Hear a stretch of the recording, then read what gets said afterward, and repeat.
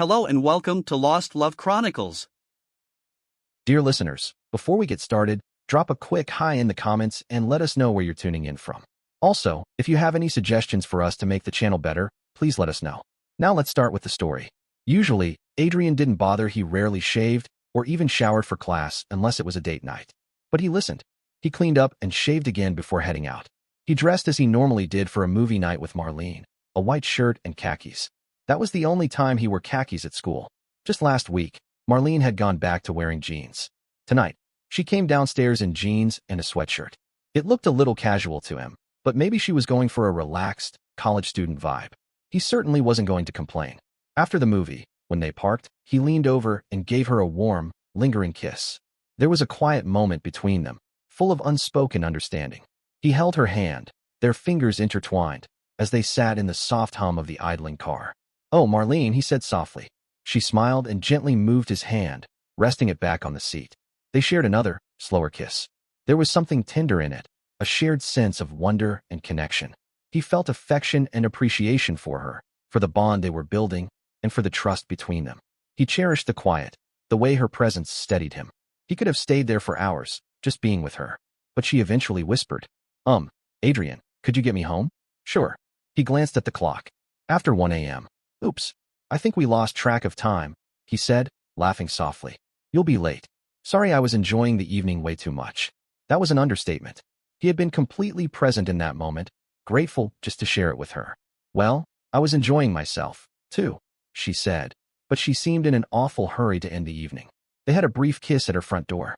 "Good night, Marlene," he said. "I love you." "Love you too." But she hurried inside. He crashed when he got home. He woke in time for breakfast, but went back to bed when Mrs. Bryant came. She woke him for lunch. It tasted good, but she was no longer treating him to welcome home feasts. He called Marlene after lunch, but she was at the beach. Sunday, he slept in.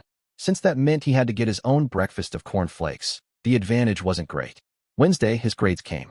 He'd passed phys ed with a C, but he got an A in every other course. At dinner, Dad gave him an electric razor. Call it an early birthday present. It's not timed right for a bonus for the excellent grades. It won't get you as smooth as a blade will, but it feels much more pleasant when you shave more than once a day. So, he used it before work and used the safety razor before dates. The dates were even better than the ones at school. Marlene didn't make the slightest objection when he unbuttoned her blouse. She leaned forward to help when he unsnapped her bra, and she was delightfully smooth and soft. They still spent their time in the front seat, which was a little uncomfortable for him, but somehow, the time to suggest moving to the back seat had passed, and the experience was so delightful that he was afraid of risking what he had to get so little more. He finished the Lee biography and returned it to Dad one night at dinner. "Decided the Eastern Theater was interesting after all?" Dad asked. "History prof said I'd misunderstood the motives for going north to Gettysburg. And, of course, nobody had a motive for Gettysburg, neither Lee nor Meade. The other guy is here, and we can't let him go, so we fight here. But, yes, Lee spent most of the war wanting to go north. The military advantages and disadvantages were probably clearer to him than to us. He was convinced that a decisive victory on northern soil would change the political shape of the war. The North would decide that keeping the Union was too expensive and the British and French might decide to join in. And was he right? The northern opinion is the great unknown. But, although Lee might have been a tactical genius, nobody ever claimed he was a great politician. Europe was a lost cause after the Emancipation Proclamation. The worst problem lies in the words decisive victory. Yeah, Dad had emphasized that. Well, he'd play along. How so? Very few victories in history have been all that decisive. Omit sieges, and there are even fewer. Lee had sent the Army of the Potomac running away with its tail between its legs frequently, but he'd never destroyed it. And, really, what he meant by a decisive victory was destroying the Army of the Potomac. Then he'd be loose in Pennsylvania with nobody but home guards to oppose him. Would the North panic? Would the panic have led to surrender, or would it have led to a convulsive recruiting drive? All these questions are unanswerable, but the first unanswered question is how one wins a decisive victory against an army a little larger than your own. So he was dreaming? Not really. I played bridge for a while. Now, if irrelevant, that was something he'd never known about his father. One of the things you learn is that if you're going to lose the hand if your opponents have one distribution of cards, play as though they had the other distribution. The Confederacy was going to lose if the North didn't give up. So, Lee tried to play a card which might make them give up. So, you're saying the Civil War was won in the East after all? I'm saying that, if you keep the Union perspective, it was not lost in the East, and it might have been. But it might have been. When that didn't happen, the Confederacy went back to holding on and hoping that the Union would get tired. Meanwhile, the battles in the West carved the Confederacy up. Oh yes, Dad admitted. The issue which was settled at Gettysburg was that the Confederacy wouldn't win. They hadn't lost yet by any means. You sure, Dad asked suddenly, that you don't want to change your major? Oh no. Or rather, I'm sure. I want to be an EE. After all, you aren't a history professor. Although, really, the old man would be a good one. You're a banker. Well, what were we doing? We were playing loan officer. That's what modern history is. You know what happened? Ancient history can be different. Smith says this and Jones says that. Who do we believe? But we know what happened in 1863. The issue is what could have happened but didn't. A loan officer would say, your plan to crush the Army of the Potomac is all very fine, General Lee. But what happens if you don't? What happens if, after you do, Lincoln raises another army to oppose you when you're stuck at the end of a long supply line in hostile territory? How am I sure we'll get our investment back? The only difference is that we know what happened when he didn't crush Meade. We ask what would have happened if he did. You think generals should go to loan officers to finance their campaigns? Dad's idea suggested some hilarious scenarios. Would kill some stupid campaigns if they did. On the other hand, some absolutely idiotic business plans get financed every day. Loan officers are no more perfect than any other profession. It's just a way of thinking. What if? That was a pleasant enough dinner conversation, but it raised less pleasant thoughts that night. Marlene found him a convenient date. She even called him her boyfriend. What if he pressed her too far? What if she got bored? What if she met a boy she really liked in one of her classes next quarter? What if her steady from last year made a play for her again? What if he made a horrendous gaffe? He knew he made gaffes. Social life was a greater mystery than what some general could have done differently. What if she made peace with her family, and that peace involved not seeing him? He spoke with her on the phone fairly often, but he was a hardware clerk these days, and a quite junior one. When they'd studied together, he had presented his best side. He was a good student, an expert in learning from books. But she wasn't interested in learning from books during vacation.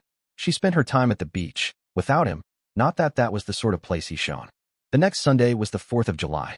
As he'd agreed, he celebrated the country's independence by surrendering his own to his father. They went to church.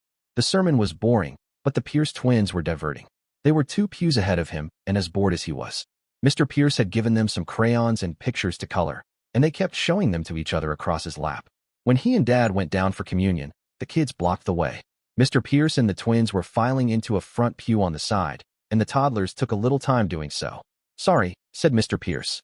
No problem, said Dad. And there wasn't a problem. There was, however, a puzzle. Why were the Pierces going into a pew? They'd started down for communion. Silly if Mr. Pierce wasn't going to partake. After Adrian had eaten his bread soaked in grape juice and returned to his pew, he looked for them in the front pew. By now, they were approaching the communion rail. Of course, Mrs. Pierce, in her choir robe, knelt to one side of the standing boys, and Mr. Pierce knelt on the other. He'd waited for her. They were a couple, and they took communion together. The restaurant Dad had selected for dinner was crowded. It was the 4th after all. Still, the food was good. Lying out in the yard afterwards to let the meal digest, he found himself feeling jealous of Mr. Pierce. He didn't want to take communion beside Mrs. Pierce, and certainly not while restraining the twins. He did, however, want to take communion kneeling beside his woman. He wanted people to say that they were a couple, and that being a couple justified their disrupting the smooth flow of traffic towards the communion rail. Not that he and Marlene would disrupt it much, but he'd lost his chance, even if she'd agree. There was only one more first Sunday before they went back to campus, and that Sunday the girls would be here. He'd promised. Besides, the Grants sat forward of where the Turners sat. It was one thing to sit down and wait for your wife to come down. It was another thing to break forward to join your girlfriend. And, if people noticed, much less if an usher spoke to him, Marlene might be embarrassed. He'd need her prior consent. It would be easier to arrange for her to wait for him, but that, delightful as the symbol would be, wasn't something he was prepared to ask of her. Then he rolled over and laughed at himself. If he was going to ask her for anything, why wait for the next communion? They could sit together next Sunday. He could at least ask. And, since she seemed to be still fighting with her parents, she might be pleased to sit with somebody else. He worked late Monday, but got off in time for a late supper at home Tuesday. Afterwards, he called Marlene. He enjoyed just hearing her voice, and she described her day at the beach, one place he hadn't thought of where she might meet a guy she would prefer to him. Look, he said when she sounded like she had finished, you still go to church, don't you? Up here. Well, he'd meant up here. Well, what would your parents think if we sat together? which wasn't quite what he meant, but it allowed her a gracious out, at least. Sounds good. She had agreed, and she was certainly conscious of its being a public statement. I'll be waiting for you, he said, and he meant it. They didn't even talk about their plans for Sunday during their Wednesday date. Maybe she wanted to keep the moments they shared on their own separate from the ones she spent looking so composed and serious in church. Dad simply handed him the egg and started cooking another when Adrian came down for breakfast on Sunday. If Adrian had inherited anything from Mom, it wasn't the easy way she had of getting around Dad's strict rules. I need to be at church early, he told Dad.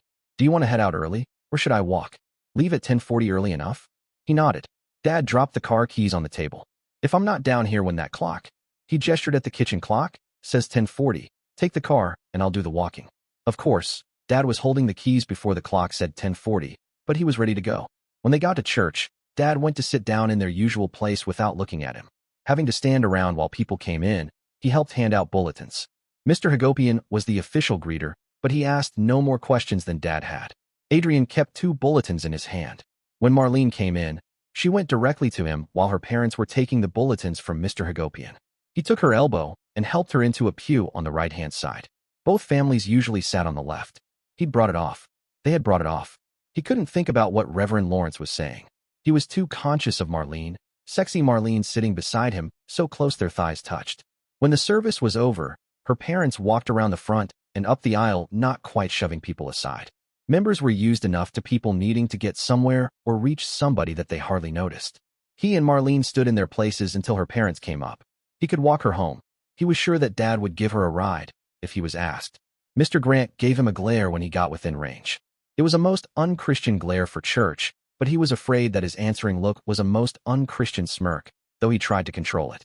When they got there, Marlene went with them, and they didn't even pause to shake Reverend Lawrence's hand. He shook the minister's hand, however, right after Dad did. He left the comment on the sermon to Dad, which was his usual behavior. This time, he couldn't have told you whether the text was from the Old Testament or from the New. The guy he was replacing had worked split shifts. Mr. Schmidt had apologized. Adrian, as the senior summer guy, deserved the better hours. Don't worry, he'd said. I have only a few blocks to walk. Actually, split shifts were fine. He could call Marlene at noon. Her dad wasn't home, and she was awake and hadn't yet gone to the beach. Monday, she had a surprise question. Did your grades come? Mom wants to know how you did in history and English. Did you get A's? Sure. You were great for me. Studying with you was quite helpful. I found it more pleasant than helpful, I'll admit, but it was helpful. And what of your other courses? She continued. Also A's. C and phys ed, but the rest A's. But English and history were what had me worried. Calc and physics were my subjects. They set a date for Friday night.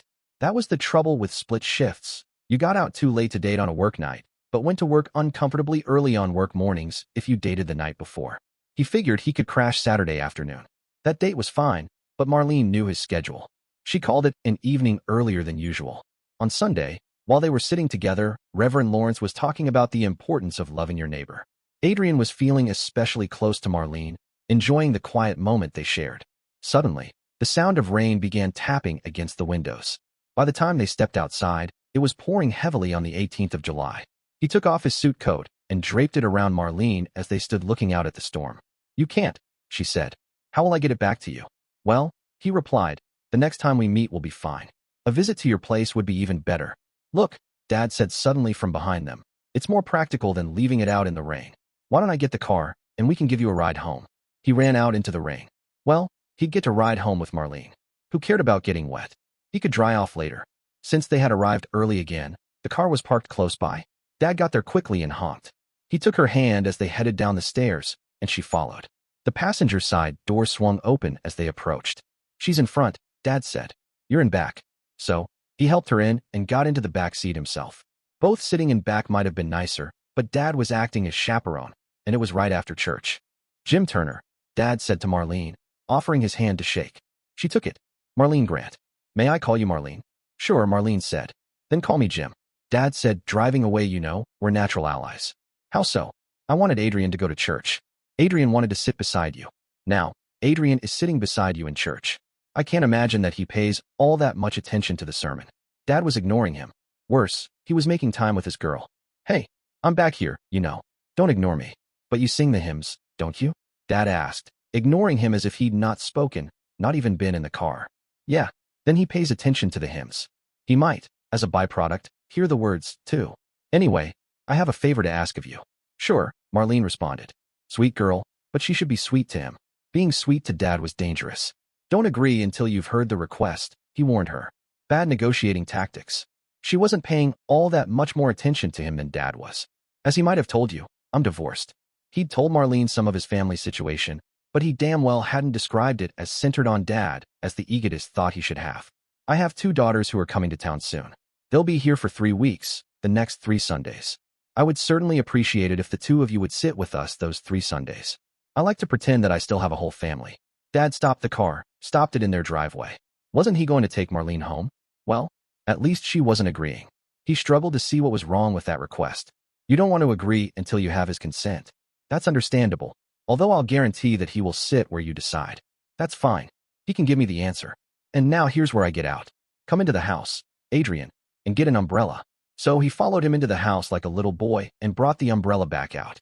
He got into the driver's seat. What's so bad about what he asked? Marlene asked when he was settled and had started the car. Nothing particularly bad. But he gets his way, and all you get is a ride home. He wanted to see what trick the manipulative scumsucker was pulling, but he couldn't see anything wrong. Is sitting with them such a strain on you? No, he told her. As a matter of fact, I like to pretend we're one family, too. He was nearly to her house. A short walk if it hadn't been raining. Then let's do it. Well, she was deciding for both of them. That made them a couple, and their being a couple was worth giving the old man what he wanted. Still, you should get something for it. Well, he conceded, he's manipulative as hell, but he's fair sometimes, too. Give him this, and he'll owe you. Not owe you? He pays my tuition.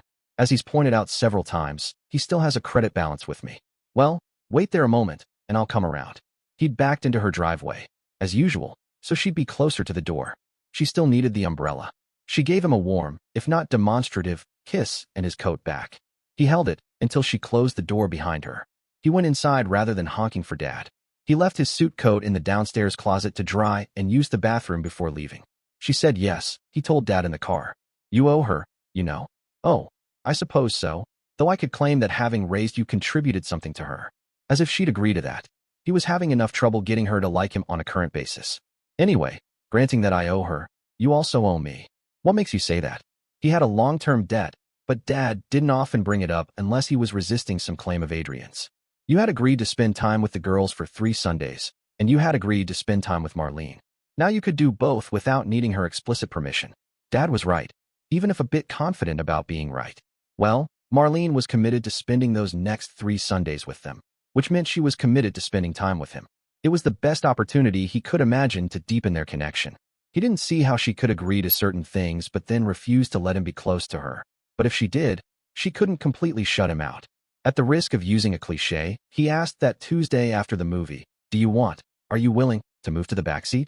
She seemed to take the longest time thinking about this. He couldn't be the first boy she'd sat in the back seat with. She must be weighing how much she liked him. She finally reached for the door handle. Sure, she was in the back seat before he was. When he helped her settle in, he wanted to feel even closer. Duck, he warned gently before lifting her onto his lap, facing away. With her jacket undone, he could hold her comfortably and kiss along her neck from her ears to her shoulders. She was just a bit taller, which made it easier and more enjoyable. She shivered at the gentle touch behind her ear and the light brushing of his fingers. He filed away those small moments of tenderness that made her respond like that. Oh, Marlene, I want to kiss you, she said softly. He was kissing her, but she couldn't reach him. Okay, he said, but watch your head. He helped her turn around on his lap, settling with a leg on each side of him. They shared a warm, lingering kiss as she leaned against him. He held her hands gently, feeling the warmth of her response. She was fully present with him. He leaned her back just a little and kissed the gentle curve of her shoulders and collarbone. His lips moved slowly, savoring the closeness between them. She responded with a quiet smile and a content sigh. Marlene, he whispered. She didn't quite understand the quiet urgency in his voice, but she relaxed against him. They shared that tender connection, each quietly feeling the other. When he finally pulled back, he held her shoulders gently, making sure she was comfortable. Did I hurt you? He asked with concern. Well, a little, she admitted. I'm sorry. I never want to hurt you. It's not really your fault, she reassured him. But deep down, he felt he should have been more careful, taking greater responsibility to keep things simple and clear. Just hold my hand again, she said. So he gently took her hand where the awkward moment had been and then gave her a warm, comforting smile. They stayed close, sharing the quiet and the moment, but he couldn't quite shake a lingering sense of unease. Still, she didn't seem to notice. In fact, she smiled and agreed to see him again that Friday. He worried about what she might notice when he said good night on her porch, but instead of looking away, she met his gaze steadily. When he got home, he headed for the bathroom with a robe and slippers. His clothes were a bit disheveled, but he took care to rinse them out, took a quick shower, and hung his clothes in the back of his closet to dry before laundry day. Wednesday was long 8 to 8, but he got through it. By Friday, he was both nervous and excited to see Marlene again. When they parked, she climbed into the back seat with a playful grin. He wasn't sure what to expect or how to keep things calm, but it turned out he didn't need to worry. She perched beside him, her small frame a contrast to his broader build, and their closeness made him feel at ease. They talked and laughed in the dim light, and the simplicity of it was surprisingly comforting. She rested her head on his shoulder, and they sat like that for a while, no rush, no pressure. She ended the evening early, reminding him gently that he had another long shift the next day. Saturday was rough, but he managed. When he got home, the kids were watching TV with Dad. He joined them after grabbing some leftovers from the kitchen. They watched the show together, and when it ended, Dad switched off the TV. Tomorrow is another day, he said. Let's get some rest. Want to ride upstairs? Adrian asked April. I'm too old for bedtime stories, she replied. Look, Adrian said, smiling, you fall asleep on your own 364 nights a year. But once a year, I get to carry you up and read you a story. It's not about whether you need it, it's about whether you still enjoy it as much as I do. Really? Really. And if you don't want to do it this trip, you don't have to. On the other hand, if you don't do it this trip, I'll still want to do it the next trip. At this, the moppet held up her arms. He carried her upstairs. She went into the bathroom herself and came out with her teeth brushed, as well as the other things she'd done in there. He read her the story that they always used. Sleep tight, sweetheart, he said. Sunday, they all waited at the back of the church until Marlene came in. Her parents glared at him but didn't say anything in front of his family. The girls and Marlene got acquainted, and then they all sat down. The order, from left to right, was Molly, Dad, April, Adrian, Marlene. Marlene, perhaps intimidated by the family, sat with a space between them. It wasn't a hostile shunning, not even an inch, but their legs didn't touch. The moppet did sit so that she was touching him. When he didn't need his hands for bulletin or hymnal, he sat with an arm behind each of them. They paused behind the middle pews so that the crowd could flow out around them while they talked some more. Thank you very much, Marlene, Dad said when he saw Marlene's parents coming. Would you like to join us for dinner after services next week? I'd be pleased, she answered. What you're wearing now would look quite fine in the restaurant, but it would be perhaps on the less formal end of what women would be wearing. Had Dad stepped in it? One only said nice things about what girls were wearing. Thanks again, said Marlene. Those two got along better than he did with either. I like her, the moppet said on their way to the restaurant. So do I. You do? Asked Molly sarcastically. I couldn't tell. Well, he'd never try to hide it. The next Sunday, Marlene was dressed like she'd been dressed for her party at the sorority. They sat as they had the first Sunday, but left directly after the service. Reverend Lawrence didn't appear to notice that Marlene was with his family instead of hers. He didn't know whether preachers played poker, but he'd like to see Reverend Lawrence play against Dad. Molly rode in the front seat with Dad, and he took the middle of the back seat between April and Marlene. At Manfredo's, Dad reversed the order in which they'd sat in church. That put Marlene on his left. Since it was a round table, that put Molly on Marlene's left. Did you like what you had last year? Dad asked April. Yeah, Dad ordered it for her. He'd like to order for Marlene, but she, seeming quite comfortable with the menu, ordered the swordfish. He got the beef bourguignon. Molly took the lobster, as usual. It was the most expensive meal on the menu, which he suspected was why she took it. Molly looked at Marlene enviously. You look like a woman. I look like a girl. Marlene did seem to fit right into Manfredo's ambience. Not really, Marlene answered seriously. You look like a teenager. You are one. In 20 years, you'll be trying to look like one. Is that true? Do women start wanting to look younger? Have you reached that stage yet? Not really. I was a freshman in college. I wanted to be a senior. And, of course, with my height, I sometimes get taken for a much younger girl. Molly didn't seem to know what to do with that answer. I'll never be as tall as Molly, April said. Had the turd hinted his accusations that she wasn't Dad's to her? Well, you're already taller than I am, Marlene said. Believe me, short girls can have fun. I get by, and Adrian doesn't mind my height. But he doesn't pick you up, though, April said. Oops, now Marlene would see where he got that idea. Being picked up by your boyfriend is one thing. Being treated like his kid sister is another. But he does. Marlene was keeping up her policy of treating the girls with total seriousness and total honesty. He felt his face burn. April, there are some subjects which aren't appropriate to discuss in public. especially in a restaurant. Dad must have seen his blush. Well, your father's right, April, Marlene said. But, next week, after church, the two of us will go off by ourselves. You can ask me then, and I won't be embarrassed. Marlene didn't know their schedule for next week, but Dad didn't say a word. Ask you anything? You can ask me anything next week. I might not answer, but you can ask. I'll answer what I can without embarrassing myself. I know a week is a long time to wait, but you've been saying that you're growing up. Part of growing up is learning how to wait when you want to do something right now. April took that bit of adult advice better from Marlene than she would have from either Dad or himself.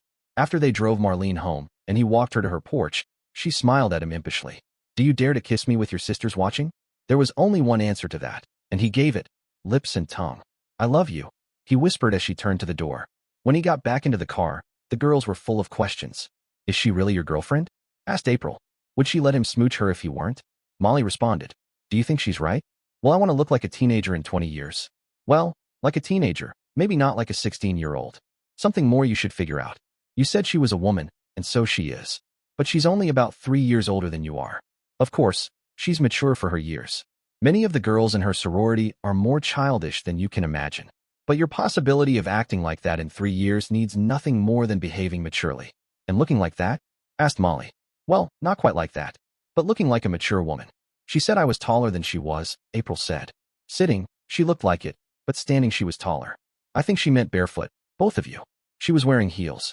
You've got some more growing to do. I doubt that she does. After their annual treat, usually the high point of their visit, the girls were more interested in Marlene than they were in the food. Dad didn't seem to mind. Indeed, as they went into the house, he seemed quite contented.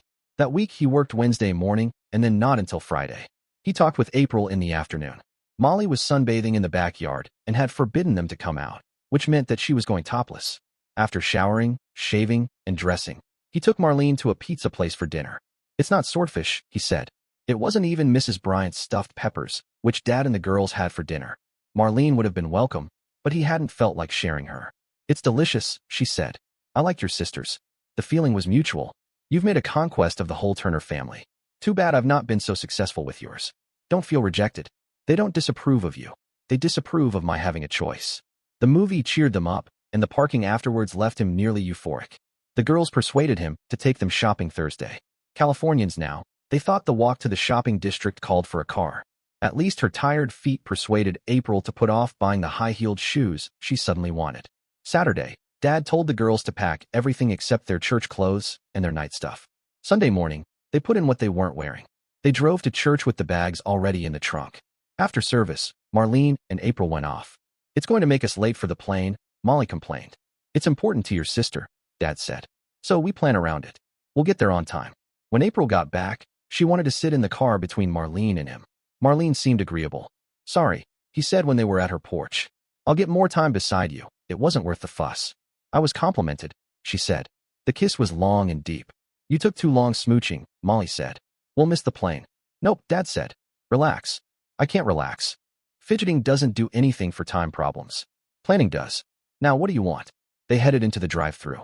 When he ordered 2 burgers, ketchup and raw onions, and a large chocolate shake, April copied his order. As he suspected she would, she left 1 burger uneaten and some shake in the bottom of the cup. Dad left them off at the curb and went to park the car. Adrian shepherded the girls through check-in and baggage, but Dad caught up with them when they were waiting in the boarding line. See, loads of time. Well, yes, Molly said. Adrian picked his chin off the floor. Luckily, Molly was looking at Dad, and April was looking out the window. When the line started moving and they got near the front, there were kisses all around, even one to him from Molly. They waved until the girls were in the tunnel. Dad and he watched their plane take off before heading towards the car.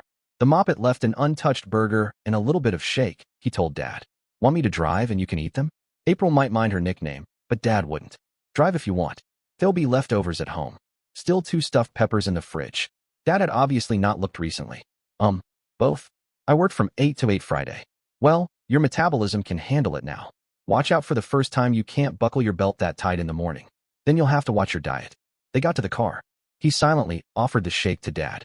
When Dad shook his head, Adrian slurped the remainder down. He got in the driver's seat. You don't really deserve her, you know, Dad said when settled on the passenger side, leaning back with his eyes closed. She's smarter than you are. Marlene? Yeah. How long is it since you've seen the girls like that? Well, Molly was antsy. though she got over it surprisingly fast.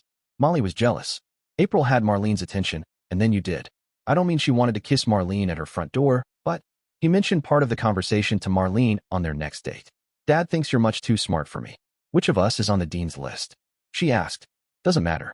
The girls were both happier going back than either of us can remember.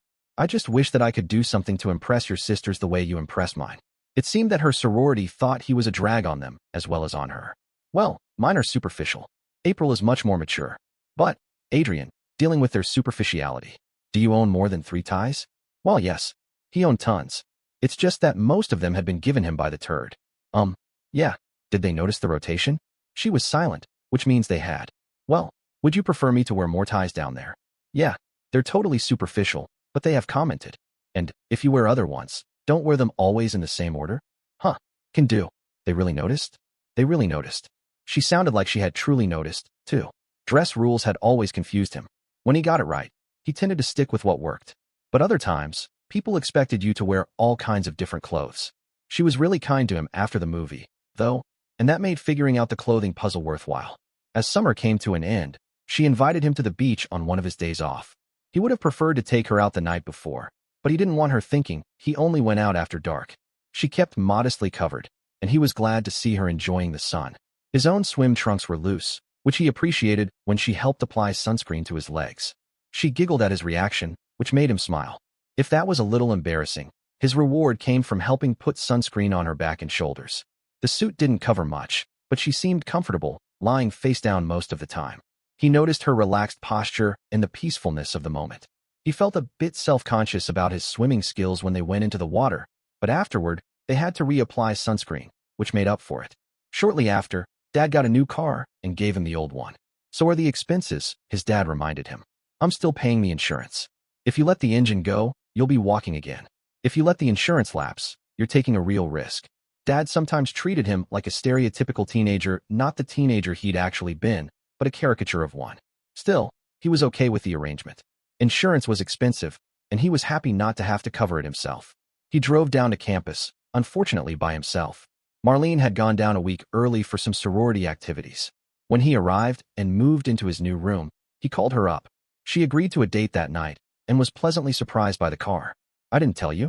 You never told me anything. You told the Inquisition that you'd been bribed with a car. She was probably right. She was in his thoughts so often that he didn't always remember that she only knew things when she'd been physically present. Was it this car cause you exceeded the bet terms? Was the car special? Had Dad specified this car, or had he only assumed it? I don't think so. He just didn't trade it in. You guys settle all the problems of the world this past week? We didn't even solve all the problems of Rush. You know, I thought what I went through was complicated and made me anxious. The complications and real anxiety are on the other end. Shouldn't tell you, though. Zate's secrets. Given a thought to registration, sorority was all well and good, but she was on campus to learn something. Not since I got here. That's not as bad as it sounds. I laid out my plans on rainy days during the summer while you were slaving away in the hardware store. You? The major stuff is more or less cast in stone for ease. That's not so bad, since they won't conflict. DayDaypia might be a problem, since they will expect sophomore EEs to be taking calc. You taking American Lit? She nodded. I'll try for that then. We might study together again, and I'll need another quarter of English. Then I'll try to get rid of a fine arts distribution. I was thinking of drawing. They have lots of sections of that, and it should help in the later drafting class. You might take chorus instead. You have a nice voice, but it is really untrained. Chorus wasn't his speed. Trying to match voices with a group was just another sort of fitting in, and fitting in was neither enjoyable nor his strong suit. You might take swimming, too. We could swim together next summer. Now, that sounded like a great idea. He'd been embarrassed by the way she outshone him. Yeah, that was fun, if my time in the water wasn't much of the fun. Well, when I get the rest of my schedule filled out, I'll see if swimming is possible. Look, she said, I've got to make an early night of it. We've been working hard, and I've missed you. Why don't we forget about a movie and just find a spot? For a few weeks, that became their pattern. She took to wearing jeans, and, tempted by memories of the pleasure of applying sunscreen, he dared to stroke her legs through the jeans. Instead of resisting, she acted as though she enjoyed that. All good things, however, must come to an end, and the end of that period was known as Rush. Marlene was unavailable. More accurately, she was unavailable to him in order to be more available to her damned sorority. He got to registration early and got all the classes he wanted, mostly at decent times. Beginning classes went well. More than that, he was taking actual engineering courses instead of preparatory stuff. He'd loved the science, but that wasn't what he'd come for. Drawing was all right. He didn't stand out as some undiscovered Picasso, but he didn't stand out as a klutz, either. He did all right in the beginning parts of swimming, but the first 3 weeks of phys ed were always better than the rest. He was doing very well in class, but he'd been spoiled. He wanted Marlene. Adrian Turner was deep in his differential equation study when somebody called his name from the hall. He had a phone call. It couldn't be Marlene, and the old man wouldn't call unless it was bad news. Did Mom have this number? No, he hadn't sent it to her yet, and he was on a different floor than last year. Of course, she could have called Dad to get it, but she wouldn't unless the need was serious. While he was thinking all this, he was getting to the phone. Hello? Adrian? It was Marlene. Well, she wasn't as locked in as he had thought. Surprise. He said, I thought you were incommunicado this week. I practically am. Saw Brittany last night, though. She said that you were the nicest guy, but she'd been going steady in the spring of '74 when he dated Brittany. She couldn't hold him to blame in the fall of '75. Wasn't there some statute of limitations? Maybe not for girls' jealousy. Well, at least somebody appreciates me. He'd try to keep this light. I appreciate you. She didn't sound jealous. But you were in her house, weren't you? You were certainly in mine. Would you say hers was furnished more expensively, less expensively, or about the same as mine? Huh, that was a weird question. Bethany's dad had given him a standard grilling. Maybe not quite so standard for a junior, which Brittany had been, but probably no worse than Marlene's dad had intended even after his daughter had spent a year away from home. Marlene's mom had chilled him. The situations around his visits to neither home had really invited a furniture appraisal, and that wasn't one of his skills. Huh, about the same, I guess. But it was a house, not an apartment? Sure, thanks. You are more mysterious every time we talk. A mystery who loves you. And that was good news. And that's the greatest mystery of all. I love you too. After that exchange, he took a while to get back to his books, but the books were a necessity and Marlene was again unavailable. He increased his chair-lifting routine to before his shower in the morning and before bed at night. If he couldn't lift Marlene this week, then he was damn well going to be sure he was able to lift her the next week. That week came, and he phoned her on Monday. Would you like to go to a movie tomorrow? He asked. He'd stopped mentioning the movie some time back. This time, Bound for Glory was at the Danielson, and he figured that proximity to her sorority house was not an issue now that he'd be driving. Why, Adrian, I'd be pleased. So, they saw the movie and parked afterwards. He'd taken some time to drive around in daylight looking for places that were out of sight from houses and far from well-paved highways. He figured that the gravel roads wouldn't be traveled much at night. Didn't farmers have to get up early? When they got into the back seat, Marlene helped as he lifted her gently into his lap. They shared a sweet kiss while he struggled a bit with her blouse. She didn't laugh out loud at his awkwardness, but he could tell she was trying to hide a smile. He wasn't smooth or experienced. He hadn't done this many times before, especially not with his left hand. They shared another tender kiss. He held her close, feeling how much she was there with him, how connected they were. He just had to express his affection, and when he did, it felt warm and genuine. Oh, Marlene. She was truly present with him.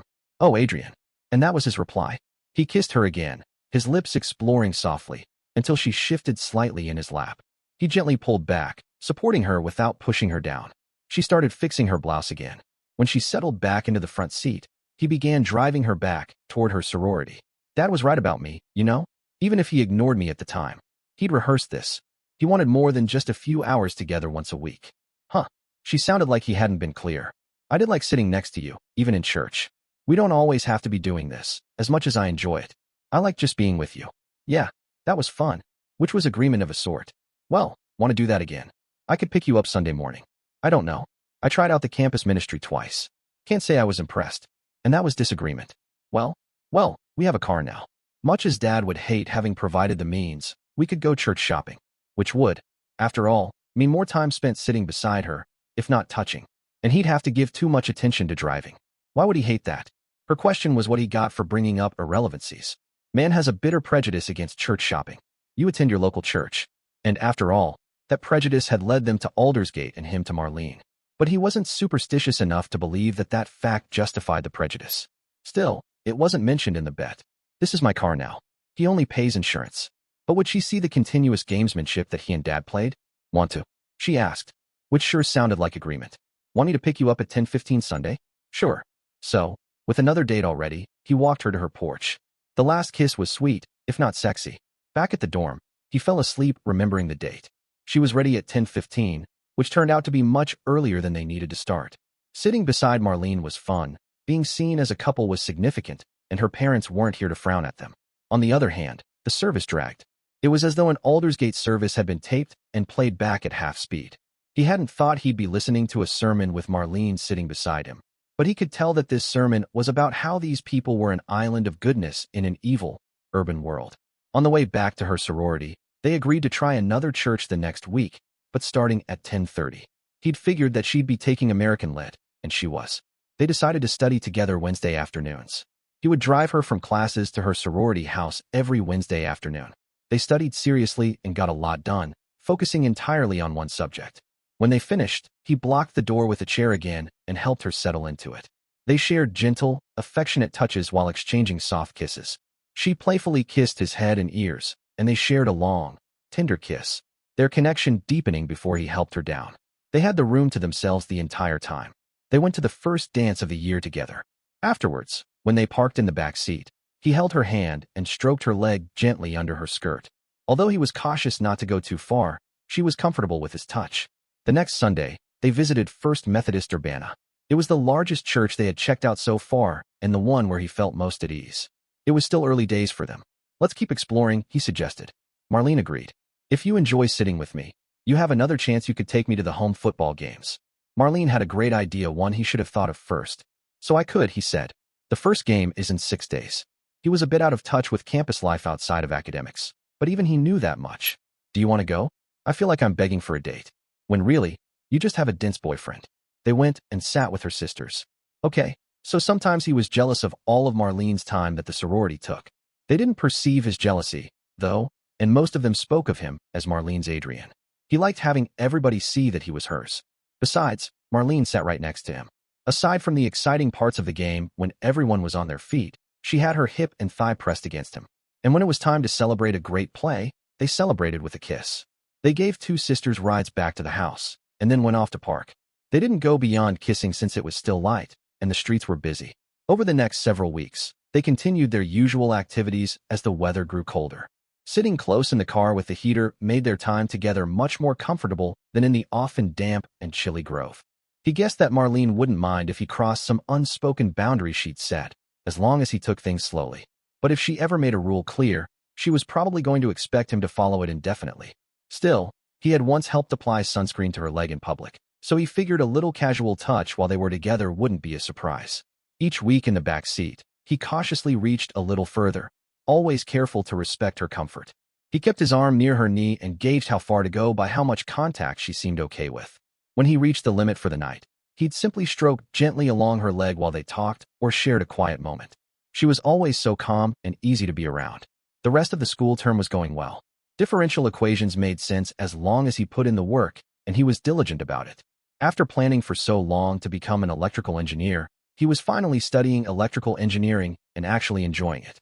In American literature, he had a brilliant study partner, and they were now working on short stories, most of which were new to him, except for Twain's Frog Story. It seemed he'd read more short stories for fun than most of his classmates. In drawing class, the students with artistic talent or training had set themselves apart, but he was among the better of the rest. Even physical education swimming was going smoothly. As long as he stayed in his own lane, he didn't have to worry about teammates or opponents interfering, which was usually his biggest challenge in PE. He wasn't the star swimmer, but he was making steady progress. When he invited Marlene to the second home game, she asked if she could give rides to some pledges. He agreed, and it turned out to be more helpful than he expected. It saved them from waiting for a bus on a bitterly cold day. One of those pledges was Brittany, so at least he didn't have to scramble to remember her name. Since Marlene had invited Brittany, there was no reason for jealousy. He'd only spent time with Brittany after Marlene had told him they were exclusive. Still, Brittany seemed eager to remind her fellow pledges of their past connection. "Adrian," she said, "I recognize the car, but I didn't know it was yours. I thought it was your family's." "It was. Dad gave it to me. For making Dean's List," Marlene said. She wasn't completely accurate, but she sounded like his cheering section when she said it. "Boy," said one of the pledges, "Robin, I wish my dad would give me a car for making Dean's List." "Honey," said another, "I'll give you a Rolls Royce if you make Dean's List." As if you could afford a Rolls Royce. As if you could make Dean's List. The backseat girls all laughed at that. He felt that he and Marlene, only a year older, after all, were adults taking some kids to a game. I'll bet, Brittany said. I was in this car before you were, Marlene. That was a little too much. Yeah, he said, but this is your first time in the back seat. If this implied that Marlene had made out with him in the back seat, something she might not want the pledges whom she supervised to know, it also stated firmly that Brittany had not. At the game, Marlene carried one blanket, and one of the pledges carried the other. They sat behind the pledges and at one side of the Zate section. Marlene handed the blanket to him. Wear this like a Superman cape, then sit down. When he did, much of the blanket trailed into the grit under the bleachers. He stood back up, turned the blanket sidewise, took some folds over his shoulders, and tried again. This time the edge of the blanket was above his pants cuffs. Marlene stood in front of him, facing away. Lift me into your lap, she said. When he did, she pulled the blanket around both of them. Since they were both wearing parkas, the blanket helped keep them cozy. After a while, she loosened her parka a bit. The blanket still covered them both, and her parka draped over most of her, but she probably wasn't as warm as he was. And honestly, he wasn't really warm yet either. His hands were bare from driving, so neither the blanket nor her body heat had quite warmed him up. With her parka unzipped, he reached inside and rested his hand over her sweatshirt. It was soft and comforting. He noticed her sweatshirt was untucked from her jeans, so he gently brushed his hands over the fabric, feeling the warmth of her skin beneath. She shivered. Sorry, he murmured quietly. He pulled his hands back and rubbed them together to get some warmth going. If he could warm up his hands, they wouldn't feel so cold against her. No, don't, she said. But she wasn't stopping him from touching her. She was responding to something more subtle, maybe the gesture itself. He rubbed his hands together briskly, trying to warm them, and then reached for the bottom of her sweatshirt again. She flinched slightly when his hands brushed her skin, but she didn't pull away. He held his palms against her belly, trying to calm the heat radiating from her. Then he moved his hands higher, and though his touch must have felt cold to her, she gave a small nod when he did. There was a football game playing in front of them, and he watched enough to keep up with the crowd's excitement. But what really held his attention was Marlene, quiet, steady, warm beside him. He pressed a kiss to the side of her neck, to her ear, whenever he could. And when the home team scored, he lifted her by her arms so she could see over the crowd. You're amazing, he told her later, when they stood on her sorority's porch. That afternoon, it was hard for him to focus on his studies. His mind kept drifting back to how comfortable and close everything had felt. The next morning was different. As she rode with him to church, she looked calm, sweet, even reserved. They sat close together, probably closer than was expected, but they found comfort in the quiet connection. That closeness, in fact, was the most meaningful part of the service. Sorry, he said on the drive back. That might have been scraping the bottom of the barrel. The sermon didn't exactly inspire. I don't know why you're sorry, she said gently. We did what we said we'd do. We tried it. If you wanted to go back, though, I might expect an apology. She said it with kindness, as always. You're sweet, he replied. And honestly, I don't expect much more from the rest of the churches on my list. Some of them don't even have full-time ministers. Want to go back to First Urbana? Why don't we? She said. And just like that, it was decided something they were doing together. Studying after classes and hanging out after movies were also part of their rhythm. She never made him feel like he owed her for anything her company was freely given. That Tuesday, while they were parked in the usual spot, they shared quiet conversation and the easy comfort of being close. When the moment passed, they both adjusted themselves, settled back in their seats, and drove on. He dropped her at her sorority, where they exchanged a final good night on the porch. He watched her walk inside with a smile. She was heading back in, but he'd see her again soon. And sure enough, the next afternoon he picked her up after class. They returned to her sorority and headed to the study room.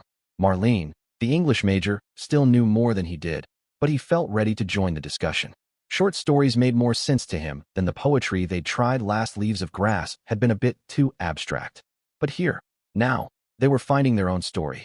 A few people at First UMC Urbana behaved as if they recognized them, but it had been a month since they'd been there. When they went back the next Sunday, however, they were recognized, sort of. Adrian and Marlene Turner, isn't it? A lady asked. Half right, he answered. He's Adrian Turner. Marlene was being more helpful than he'd been. I'm Marlene Grant. We're not married. Not even engaged, he put in. We're just two college students who thought a regular church would better fit our needs than the campus ministry, Marlene said. Well, she'd tried out the campus ministry. He hadn't even done that. But she was right about him. The services of the campus ministry wouldn't have had Marlene present, and that was his first requirement for a church service. You don't mind, do you? Marlene asked on the way back. Why should I mind? To be paired with you is an honor. And, after all, if other people regarded her being married to him as something likely, she might come to regard it as something possible. Studying with Marlene, while it mostly meant being with Marlene, brought other advantages. He got an A on his midterm. On the way to the movie that Tuesday, he found that she'd got one too. "We're on a roll," she said generously. "Studying together is obviously good for us." He was glad she thought so, but honesty made him point out the difference. "Well, it's good for me. You're the English major. I'm not sure I contribute anything." Then he decided to shut up. He certainly wanted to continue studying together. And they went to a movie together, too. He kept his arm around her for the whole show. "I'm not sure I should be this close to my teacher," he said quietly. But he waited until they were in the back seat after the movie to say it. "Well, I'm pretty sure I should be sitting on my teacher's lap," she replied with a smile, settling comfortably. He reached out, holding her gently, feeling the warmth of her presence. His hands rested lightly on her arms and shoulders as they leaned into each other. There was a tenderness between them, an unspoken closeness that was new and exciting. He was careful, moving slowly, wanting to respect every boundary she set. He brushed a soft strand of hair from her face and smiled, feeling a deep affection well up inside him. The quiet moment stretched between them as they shared a gentle kiss, slow, meaningful, full of unspoken understanding. "Oh, Marlene," he whispered softly. She smiled, gently took his hand, and rested it in hers. They stayed like that for a while, simply enjoying the calm and the closeness. She shivered slightly, and he relaxed his arms to give her a little room. "You must be cold," he said softly. "A bit," she admitted, quickly straightening her clothes. She was quick and efficient, and soon she was cozy again. He handed her her jacket, and she put it on loosely, letting him wrap an arm around her under it to keep them both warm. They exchanged soft smiles and gentle touches, sharing a kind of quiet intimacy that was new but comforting. After some time, he wondered how much longer they had. "Do you have to go soon?" he asked. "Not really," she replied. "I have something later, but not for a while. I'll make sure to get you back before then." They stayed wrapped up together for over an hour, enjoying the warmth and closeness. His legs began to feel tired from holding her, but he wouldn't have traded the moment for anything. The quiet cuddle was special too. When he finally walked her to her sorority door, he watched as she used her key to let herself in the first time he'd seen her do that. Then he headed back to his dorm, replaying the evening in his mind. As he lay in bed, memories of the night shifted into dreams sweet, comforting, and full of promise. In the days that followed, he found himself thinking of Marlene often. During swim practice, when the routine was familiar and his strokes steady, his thoughts drifted to her kindness, her warmth, and the gentle way she had leaned into him. The memory made him smile and brought a quiet sense of happiness, even as he focused on the water and the rhythm of his strokes. Turner, that was the teacher, right above him. He sank a little in the water, but the anxiety over being singled out kept him alert. "Yeah, that was your best time by far. Do you know how many laps you took?" "No, I'm sorry, I wasn't paying attention to that. Nor, really, to swimming." Teachers didn't like it when you admitted your mind had wandered, though. Their class was supposed to be the center of your life, even something as routine as physical education. That might be it. "You look like you weren't worrying about the swimming. You may be a swimmer now. You walk a lot, don't you?" "Yeah, I'm a Chicagoan. Evanstonian, really. We don't drive across the street. But you don't think about how you're walking. You just walk." "Well, that's how people should swim. I'll let you go now. Don't want to make you late for your next class." As if anyone was stupid enough to schedule a class right after PE. You couldn't shower and change in the time they allowed you, much less get to another class. So, Marlene was his help in PE as well as in English. Too bad drawing didn't assign a portrait for a take-home project. He could picture Marlene at any time. Not picturing her was the struggle. He could draw that picture over and over till he got it perfect. The other classes were his responsibility, but they were also his strengths. The next Tuesday, she shuddered in his arms and then cuddled in his arms. The next Wednesday, she was his leader in American Lit. When he started to set up their pleasure session afterwards, though, she had a bombshell to drop. "There's a dance a week from Saturday," she told him. "I already got an invitation. I turned it down, but I'm going to accept the next one I receive." She was giving him a chance, but it was clearly a second chance. "Marlene, would you give me the honor of accompanying me to the dance a week from Saturday?" "Well, I said I'd take the next invitation, so I accept. Do I wait too late to ask you?" Stupid question. She'd already told him that. Sometimes. She was his instructor in English, but also in being a boyfriend. Why did other guys find those rules so easy to understand? He took Marlene to the dance. She was great to watch as she gyrated through the fast dances, marvelous to feel as she floated through the slow dances. After the second of those, they walked over to a table, and he brought Cokes. A strange guy came over while they were sitting there drinking them. "Hello, Marlene," he said. "Mind if I sit down?" And, sitting down without permission, the a-hole turned to him. "I'm George Walker, a senior and vice president of Delta Sigma Phi." which meant that after more than 3 years here, the accomplishment that he was proudest of was that a club of other a-holes had voted him second best. I'm Adrian Turner.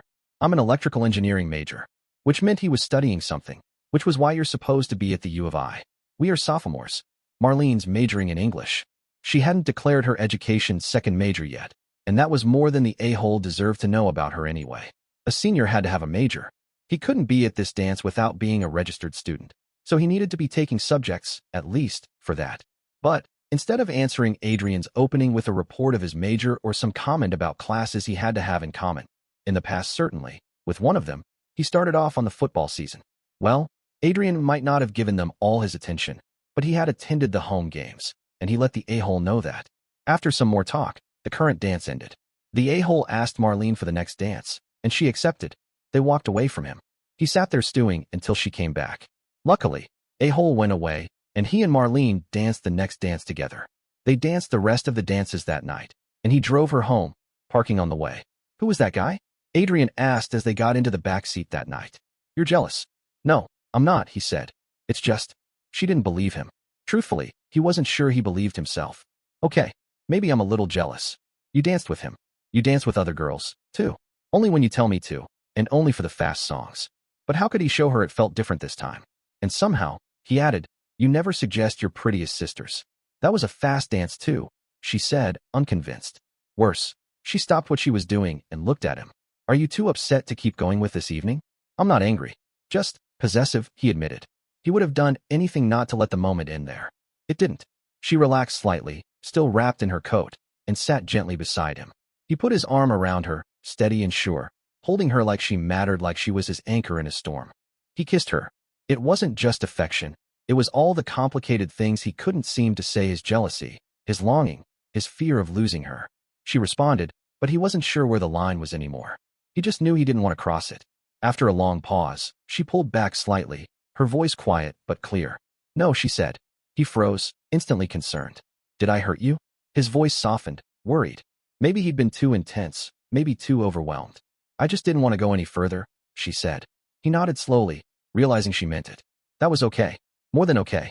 Is hugging still okay? He asked, careful now. She gave him a small smile. Hugging is fine. So he held her close, quietly, gently. And in that stillness, something between them stayed strong. Not rushed. Not forced. Just real. You're a kind, thoughtful person, he told her. I don't want to hurt you. If I ever do, please tell me. He didn't want to cause her pain, not just because he feared losing her, but because he truly cared about her. At the same time, he felt a strong intensity of emotion he wasn't sure how to handle. Adrian, when I asked you to stop, you did. That's all I ask, she said softly. You're a good person. He hoped to keep the more complicated feelings he had for her, those intense desires to be close to her, in every way quiet and out of sight. She smiled at him warmly. He held her shoulders gently but firmly.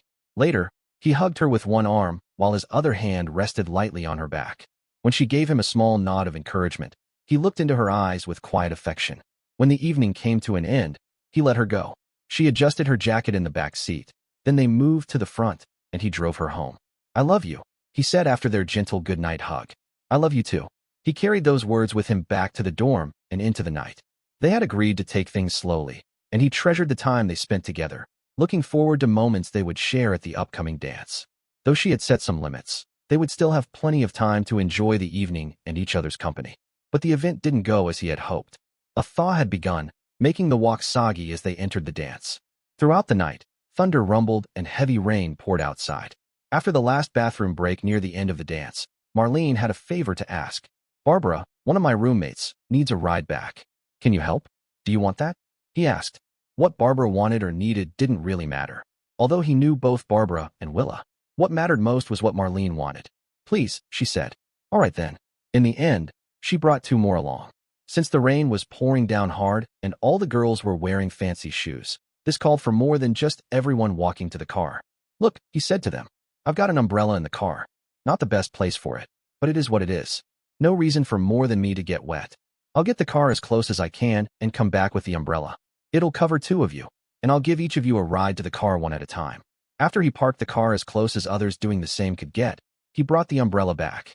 Marlene hung back, maybe unsure if he'd recognize the others without her guiding him. He took Barbara and the other two on separate trips to the back seat. Then he accompanied Marlene to the passenger side and walked around to the driver's seat. He got in before closing the umbrella. He knew the way and walked the other girls to the porch one by one. Instead of walking Marlene to the door, though, he stayed in the car. "Look, those are your sisters, right? Not your mother?" he asked. She didn't seem to understand. "If we drove off, they wouldn't make a fuss?" "Drive off," she said. This, after all, was the real question. If you don't want them to gossip, you don't understand a house of 50 women. If you mean that they might impose some sort of discipline, then they won't. Actually, what he wanted was her preference. The sorority gossip, after all, wasn't going to affect him. He parked in a dark spot. For that matter, he drove there over dark roads.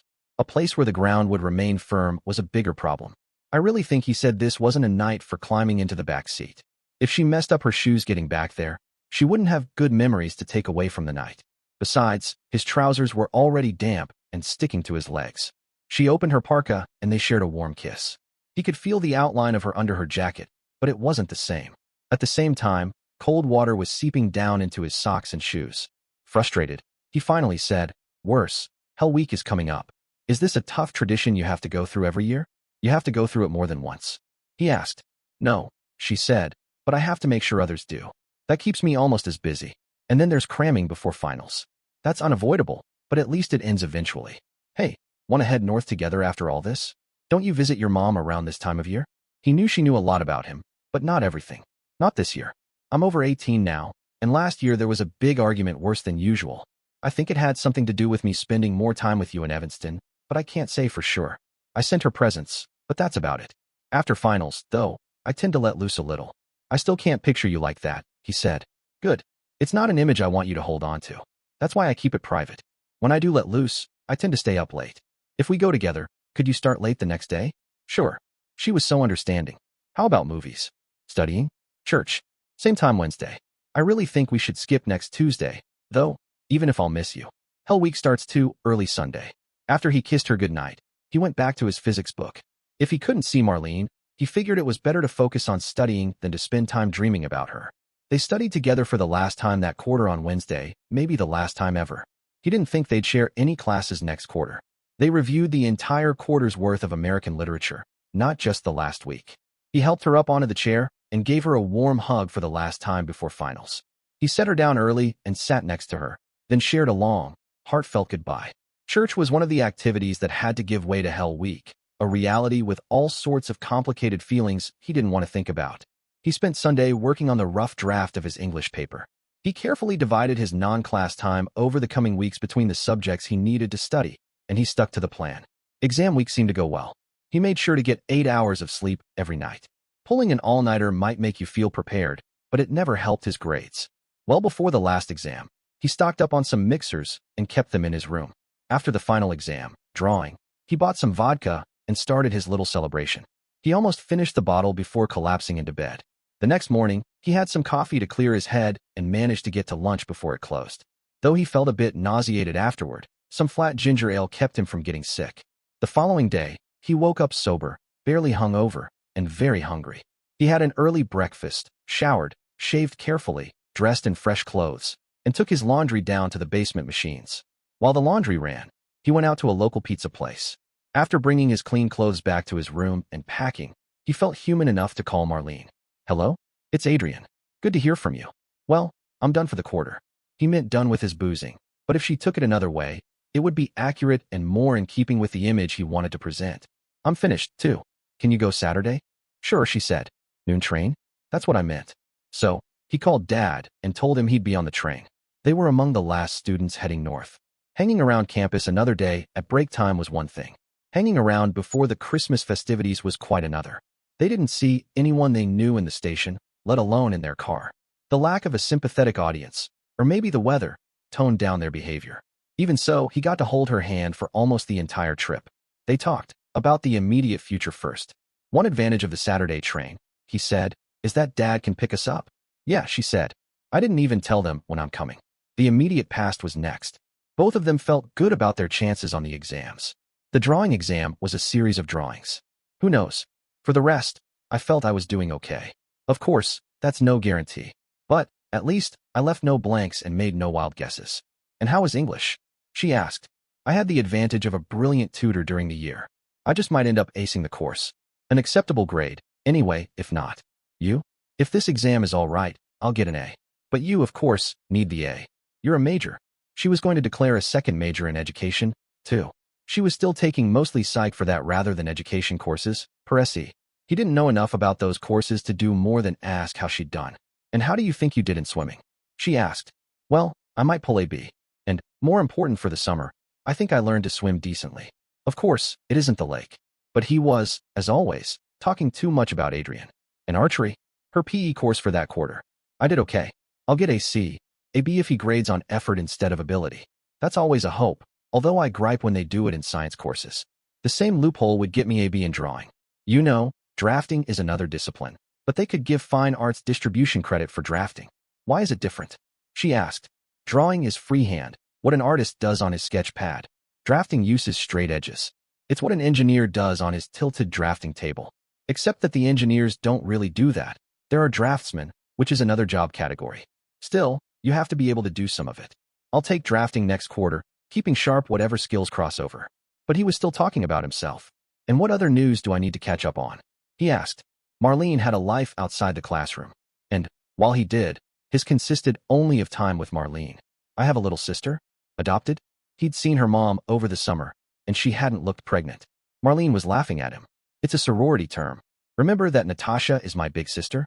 Well, I'm her little sister. And Beverly is my little sister. Marlene sounded excited. What's she like? A really nice girl. She's from St. Charles, out west. He knew where St. Charles was. She went on about her, but he noticed she didn't mention Beverly's major. She was thinking in sorority mode. When they'd had that first long conversation before the rummage sale, almost exactly 2 years ago, Marlene had been quite definite about her plans for majoring in both English and education. Later, they compared plans for the next quarter's courses. As he'd foreseen, they wouldn't have any courses in common. The future didn't look too bright in that regard, either. With her double major, Marlene didn't really have many distribution requirements. Formally, sure, but most of those were satisfied by courses she needed to take for the majors. Admin was sure that engineers had to take 3/4 of English, but English teachers didn't need to know jack shit about engineering. What if they taught a book about Tesla? The answer was simple. Novelists should have been English majors. Then there wouldn't ever be a novel about Tesla. If you knew anything about Tesla, that meant you were too narrowly educated to write anything that would interest the really educated elite. But, sitting there holding the hand of a lovely girl who was fast joining that elite, he should keep his mouth shut. He would be doing even better to think about something else. Dad was there to meet them. He took Adrian's bags while Adrian carried Marlene's. She sat in the passenger seat while he rode in the back. That wasn't so bad, but Dad seemed determined on a two-way conversation. Well, Miss Grant, Dad asked, and how was your quarter? Fine, thanks. Then she filled Dad in on what she'd already told him. And, she concluded, I have a little sister. That's something in the sorority. It's one of the new members to whom I'm a sort of mentor. She's Beverly. I've a big sister, too. I've had one for a year. Natasha. Since she's my big sister, she's Beverly's grand big sister. Her big sister, Caitlin, is my grand big sister. She's a history major. Good major. I majored in history. The old man turned everything towards himself. And Adrian's claim that the Civil War was won in the West impressed her. Marlene, at least, was including him as subject of, if not as participant in, the conversation. She didn't tell him to consider the seas and the coastline? Dad asked. No, he put in. She didn't. She did say, though, that I hadn't convinced her. The Army of Northern Virginia was a tragic hero. Dad was off on his assumed expertise. Maybe Lee would have been better characterized by that phrase.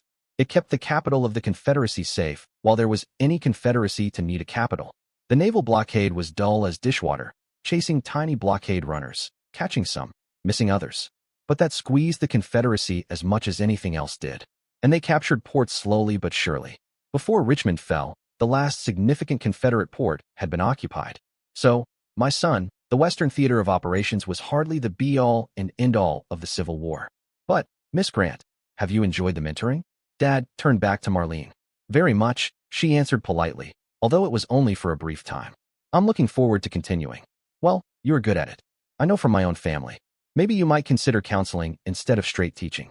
The old man hadn't enough to do managing a department at the bank and managing the life of his own son.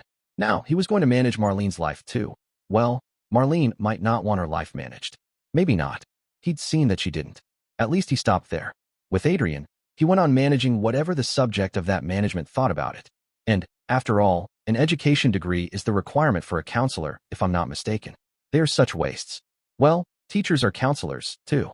After all, you don't need the title, just one great talent, and one that fits in with your career plans. Now that the car was close to Marlene's house, Dad would accept his participation in the conversation in order to tell him how to get there. He did so. Then he carried Marlene's bags from the car, trunk to her hallway. He set them down. "We'll be in touch," he said. He wanted a goodbye kiss. For that matter, he wanted to dump the old man and drive Marlene around for a few more hours talking, maybe parking. Well, he wasn't going to get that, but she gave him a warm, long kiss. Marlene. That was her mother. His wasn't the only parent who interfered. "I'm back," which was his cue to leave. "Nice girl," Dad said when he was back in the car. "Yeah, thanks for pointing that out. I hadn't noticed. I was just agreeing with, if at a lower intensity, your own evaluation. What makes you think less of her than I do?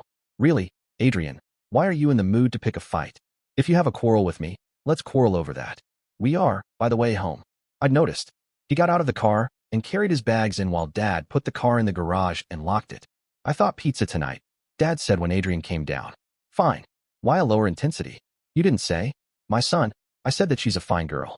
If my brain evaluates her less emphatically than your hormones do, that is because brains are less emphatic than hormones are." "What makes you think that?" But Dad was grinning at him. Adrian had to laugh, too. "Still," he said, "if your evaluation is less emphatic, why do you get to have a conversation with her when I don't? You had several hours riding with her from campus. If you hadn't the sense to talk with her then, or were you simply too busy to talk? It was in a public railroad car. We were absolutely respectable. The phrase is absolutely respectable, alas. You're impossible. Marlene wasn't the sort of girl to make out in public. So, how was the part of school which involved school? We'll see soon enough, but I feel hopeful. Anyway, whatever I did on the finals, I feel that I learned things. Which is the more important. It's also what they're supposed to be evaluating on the exams. I won't ask whether you saw any football games. As a matter of fact, I did. Go with Marlene. Natch. I asked whether you saw them, not attended them. With a pretty girl beside you. I know how seldom your eyes were on the field. With a pretty girl in his lap, his eyes were usually on the field. His hands were a different story, but Dad didn't need to know that. Anyway, Dad asked, usual toppings? Sure. And Dad went to call in the pizza order. He went to church the next day, but Marlene wasn't there. In the middle of the week before Christmas, Adrian's dad asked him whether he'd sent the Christmas packages to California. Weeks ago. This would be too late. And did you get a present for your young lady? Damn it. No, Adrian said. Well, I know you think me an old fart, but I suggest you do so. Do you know her well enough to select a book? Not really. Although that would be his first choice. But she didn't read SF, and she had any literature that he knew would interest her. I'd suggest something feminine to wear, not at all intimate. Not perfume. Women choose their own scents and do it on a basis that you and I can't judge. Besides, perfume would look intimate. Something like a scarf that looks feminine and also feels soft and warm. Why are you so sure that she wouldn't want anything intimate from me? Because a Christmas gift is something she shows her family and friends, Dad said. She might love to wear a special pair of panties for you to take off. She wouldn't love to open it in front of her father. And she has a younger brother. Well, I was exaggerating about the panties. I don't really think you'd be that obtuse. But a blouse or bottle of perfume that would look perfectly all right to a kid brother might look like you were taking liberties to her mother. How much? Adrian asked. The price? I really wouldn't know. And you raise an important question. Still, don't overwhelm her. Get something from a mainline department store, which looks like the middle price of what they sell of that kind, or a little more. So, he went to the Loop and bought Marlene a scarf. It was feminine and looked dressy to him. Not one of those long ones that you wrap around your neck 3 times and it still drags on the ground. He carried it to church Christmas Eve, and Marlene was there. She sat with her family, though. After service, he gave it to her. She thanked him nicely. When he and Dad had Christmas the next day, the first one that they had celebrated on the day for a long time, he not only got gifts from Dad and from everyone in San Diego, he got a lovely tie clasp from Marlene. His grades came through. It was better than he had expected, probably better than he deserved. Art and phys ed were BS. All the serious courses were ass. He didn't invite Marlene on any dates that vacation, although they always spoke after church. He'd let her have time with her family. Also, the weather wasn't all that nice. He wouldn't like to ask her to get in the back seat though that, but taking her out and not asking her into the back seat might look as if he didn't like her anymore. They did talk on the phone, and she told him that she had a good report card, as in the English and Psych class where she needed them, and BS everywhere else. They went down to campus separately, too. When he called her, Marlene invited him to the dance that her sorority was holding to celebrate the pledge's surviving Hell Week. It was on Saturday, a little less than 2 weeks in the future. He'd meant to ask if she wanted to go back to Urbana first that Sunday, but he forgot in the pleasure of her actually inviting him. The Inquisition had said that she seemed to have chosen him when she invited him the year before. Apparently, he was still her choice. When he went back to Urbana first, he was glad he hadn't brought her. People did recognize him, and he must have been asked why he'd been gone so long a dozen times. Well, you know I'm a student. I still belong up north. First, I had exams and was cramming night and day. Then I went home for the Christmas break. Sorry, I should have said something. Marlene was off for the Christmas break, too. And earlier, when I didn't come, she had no way of getting here. She's still getting settled in the new quarter. None of it was quite a lie. None of it mentioned Hell Week. He showed up at Marlene's party as early as he could. Adrian, this is Beverly, Marlene said before the dances started. She's my little sister. The little sister looked like she had at least 5 inches on Marlene. If you say so. Literalist. Marlene said. Her anger was all pretense, however. Hello, Beverly, he said. This girl was important to Marlene, which made her opinion of him important. You're very important in Marlene's life. She's been talking about you. I'm Adrian Turner. I'm Beverly Guerin. I've heard about you, too. I deny it all. Beverly laughed, which was a good sign. Leaving her laughing, they went for punch and then for a dance. Dancing with Marlene was always a pleasure, but the dances during which he could hold her were a greater pleasure. Before one of these, however, they were interrupted. Look, one of the girls said, let me dance with your boyfriend. Sure, Donna. Donna, might I have the pleasure of this dance? If Marlene wanted this, he'd play along. The pleasure is mine, Adrian. They got into the rhythm before she continued. Look, I've got a favor to ask of you. One of the recent pledges is in trouble in college algebra. Do you think you could help? I might be able to help. I'd have to look at my schedule. What he really had to do was ask Marlene in private whether she wanted this or was being forced to ask it of him. If the second, his schedule was going to look real tight. How many girls does the house have taken college algebra? 3. But the other 2 got C's. Why? Well, I don't want to spend a lot of time alone with one of Marlene's sisters. Maybe you could set up a tutoring program for all 3. Don't ask yet. I haven't looked at the schedule yet. But you could handle it? What did you get in college algebra? Which demonstrated why this Donna wasn't going to do the tutoring herself. Didn't take it. Marlene never took remedial English, either, but she could help with it. If you don't take, or don't pass, the normal English courses in high school, you take remedial English, and they don't give college credit for it. If you don't take or don't pass normal high school mathematics, they call the remedial course college algebra. They give college credit for it, but it's just remedial high school math. You know, you think we sorority sisters are snobs, Donna said. I never said that. But you think it, and, in some ways, we are. But you're a snob, too. Well, I never said that any of you guys aren't good enough to be Marlene's friends. Even the ones taking college algebra. Plenty have said that I'm not good enough to be her boyfriend. And he'd heard about that.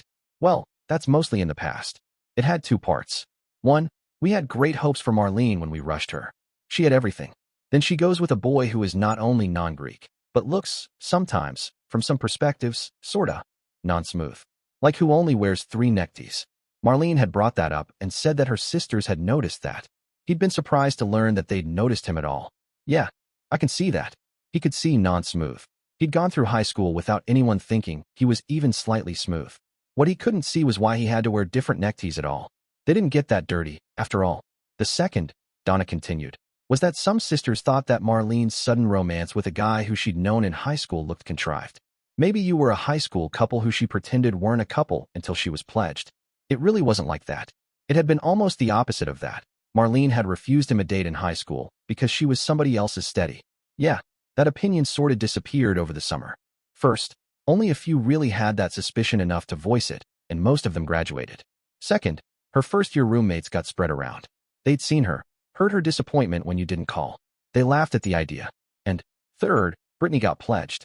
Okay, she was only a pledge, but she'd been there. Disappointments when he didn't call.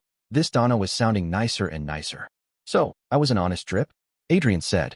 I don't think anyone thought you were a drip. And boyfriends' reputations are comparative. Every time some guy dumps a girl, cheats on her, gets physical, makes a pass at one of her sisters, gets drunk and barfs on the lawn, Adrian's comparative stock goes up. Then, too, she continued, over the summer you turned from a guy who owned 3 neckties to one who drove a Buick. Oh, I know it's superficial. I thought a Buick was a dull car, a banker's car.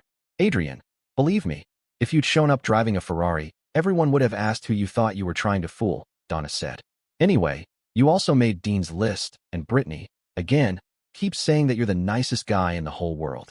Look, don't think that junior varsity badminton team and hot wouldn't trump Dean's list and nice any day of the week. Still, Marlene's choice was a solid, bright, nice guy. We might wonder why she didn't go for something flashier, but we could, at least, see those advantages. Gee, thanks. That was really damning with faint praise. I'm being honest. Still, she's what? Half your height. He said, for fifths, actually without heels. Adrian, you really are a nerd sometimes. Yeah, and you could probably find a jock to coach those girls. Oh, Donna said, I'm clear. What did you do for Brittany anyway? Very little.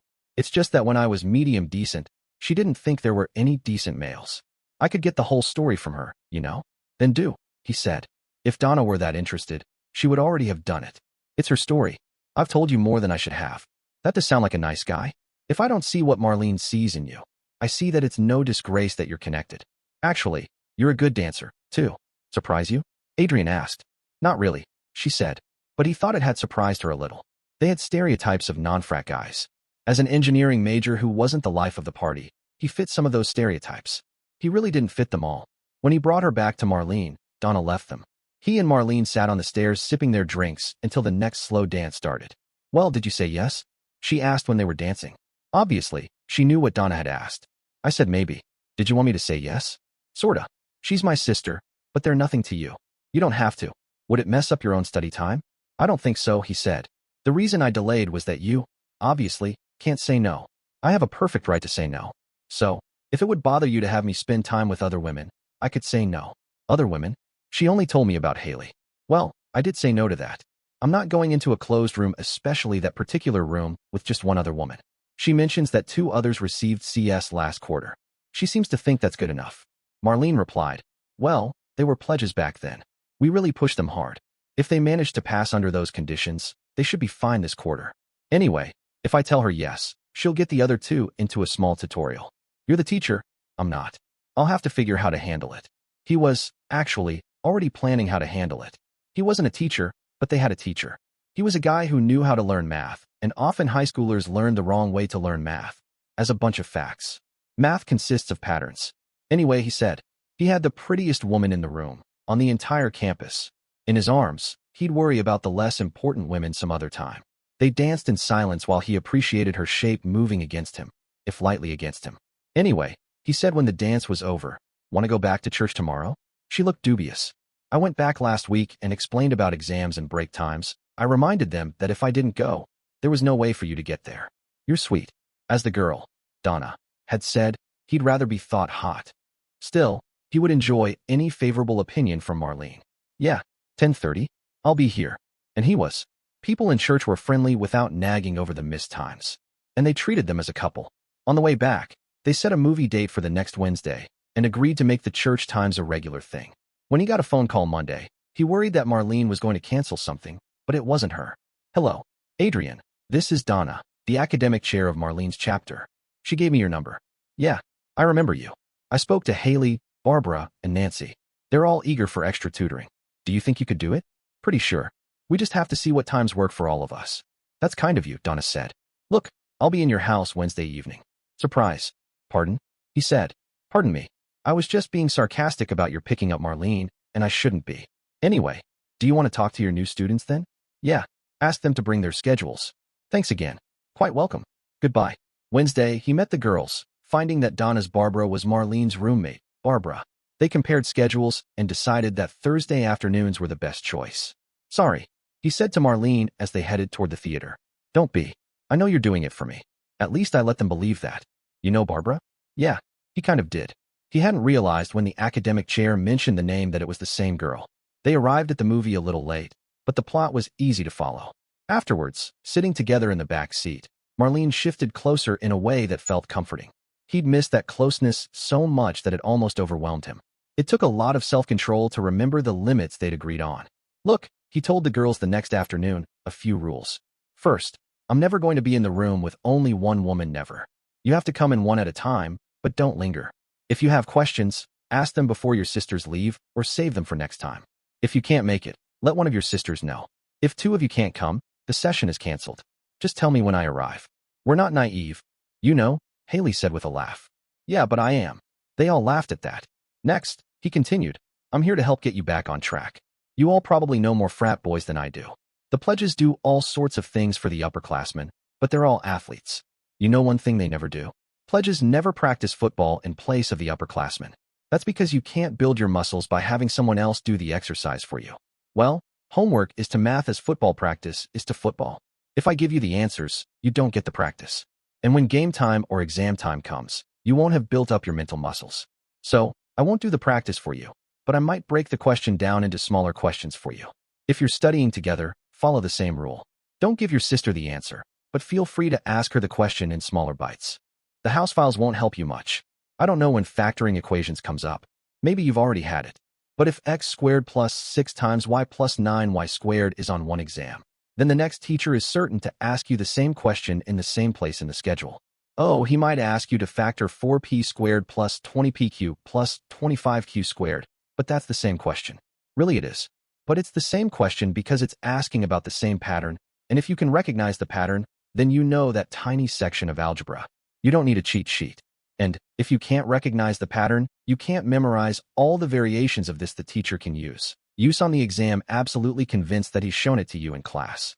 Because, you see, your teacher, anybody who knows algebra, sees those two equations as the same. You're making this sound very hard, Barbara said.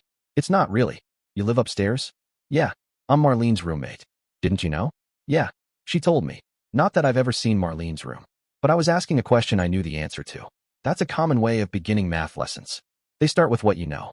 Pay attention, then. Don't wait for what you don't know. The first, obvious, question tells you where you start. Anyway, you walk up those stairs every day? Yeah. On your feet? Yeah. She looked impatient. Could you walk up them on your hands? Hell no. Well, learning the patterns of algebra is easy. Millions of kids younger than you do it every year. Learning all the possible answers without learning the pattern is impossible, much harder than walking up the stairs on your hands. Yeah, said Nancy, and millions of kids flunk algebra every year, too. And damn few of them are trying to learn the patterns and failing. They're trying to learn the specific examples. Anyway, he concluded, show me your books. What are you learning this week? They showed him. He figured that he really needed the book. It didn't have any math he didn't know, but it had a schedule he didn't know. There was a used bookstore near campus, and he bought a copy of the book there. The next couple of weeks were a slog. The girls had been self-selected because they'd struggled in the earlier part of the course, which was remedial in its own right. And math, no matter how basic, always built on what came before. Luckily, all three seemed solid on their addition and multiplication tables. He focused on running each girl through problems, identifying what foundational skills they were missing, giving brief lessons on those, and then leaving them with a couple of practice problems. It was more work than he expected, and he spent an hour or two preparing for each 90-minute tutoring session. But at the end of the third session, he received a reward that made the effort worthwhile. After the girls left the study room, Marlene came in and quietly shut the door behind her. Well, it's nice to see you, he said. Actually, it was wonderful to see her. After she moved a chair to block the door, he helped her sit down, and they shared a warm, close moment. They exchanged a gentle, lingering kiss, feeling more connected than ever. Then he helped tidy up the room. From then on, he saw her Wednesday nights, Thursday afternoons, and Sunday mornings. When there was a dance, he saw her Saturday evenings, too. He could hold her close or watch her from nearby during the dances. On the way home, they stayed close, sharing quiet conversation and comfort. It was cold outside, and the car heater barely helped. He took off his parka in the back seat, but she kept hers on. Can you unzip the dress under this? She asked. He helped her, making sure she was comfortable. They shared another gentle kiss, a tender moment of closeness and trust. She shivered, but pulled him closer, and they stayed wrapped in each other's arms. Later, he asked, cold? Not with your arms around me. Good. But he knew he had to see her again soon. After they got dressed, he drove her back to the sorority house. That night, his thoughts stayed with their time together, filled with warmth and hope. The next morning, seeing her fresh and smiling beside him at church, he felt grateful and a little guilty for those feelings. He already had so much. Maybe he shouldn't want more. It wasn't just with Marlene that things were going well. The tutoring was progressing, slowly but surely. His own classes, which he had never really fallen behind in, were going well. Using straight edges and templates, he focused on perfecting his pencil lines and drafting, something his drawing background had prepared him for. As he told the girls, math built on what came before, and differential equations were easier for him because of his strong foundation. PE wasn't as simple as before. The instructor was teaching new swimming strokes, but he wasn't failing, and this would be his last gym class ever. Then came the night when his enjoyment of Marlene, already wonderful, became even more special.